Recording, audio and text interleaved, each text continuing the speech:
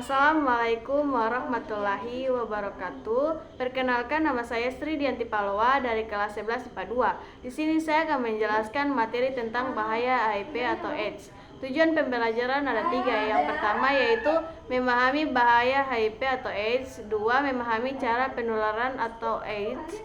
3. Memahami cara mencegah penularan virus HIV atau AIDS.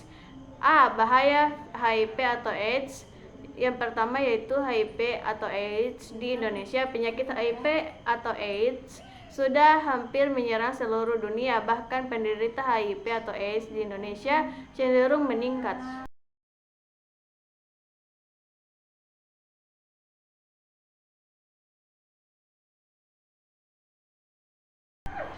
Dua, asal-usul penyakit HIV atau AIDS.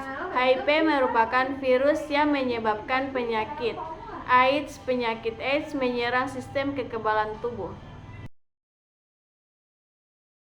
3. Tahapan-tahapan HIV menjadi AIDS.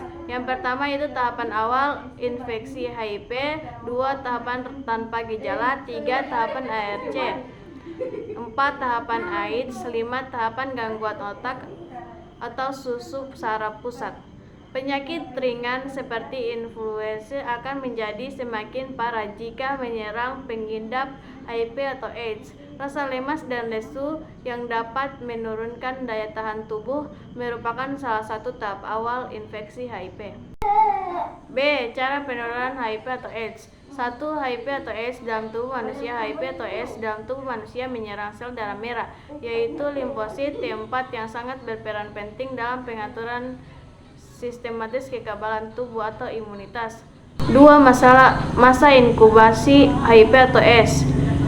Masa inkubasi adalah jangka waktu setelah terjadinya penularan sampai dengan timbulnya gejala penyakit. Penularan HIV atau AIDS dapat terjadi melalui cara-cara berikut. Yang pertama, hubungan kelamin. Yang kedua, donor organ. 3. Transfusi darah. 4. Cairan tubuh. 5. Alat-alat medis. 6. Ibu hamil. 3. Gejala awal infeksi virus HIV atau AIDS. Ketika HIV dalam masa inkubasi, perlahan-lahan kekebalan tubuh mulai mengalami penurunan. Gejala-gejala fisik mulai terlihat, seperti demam, badan cepat lesu, nafsu makan menurun, dan lain sebagainya. 4. Kelompok berisiko tinggi terkena virus HIV atau AIDS. Yang pertama, homoseksual. Sekelompok orang yang menyukai hubungan seksual sesama jenis. 2. Hiperseksual atau kebiasaan berganti-ganti pasangan. 3. Biseksual.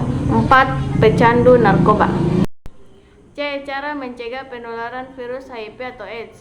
Yang pertama, pencegahan HIV atau AIDS selalu menggunakan jarum suntik steril dan baru ketika melakukan penyuntikan. 2. Selalu menerapkan kewaspadaan mengenai seks aman, hanya berhubungan seks dengan pasangan sah sebagai suami istri.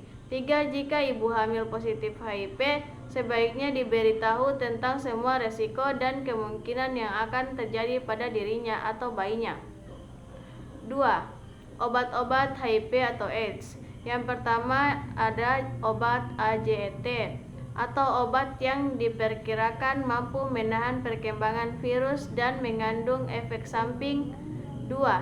DDI atau obat yang mampu menahan reproduksi virus AIDS dalam darah.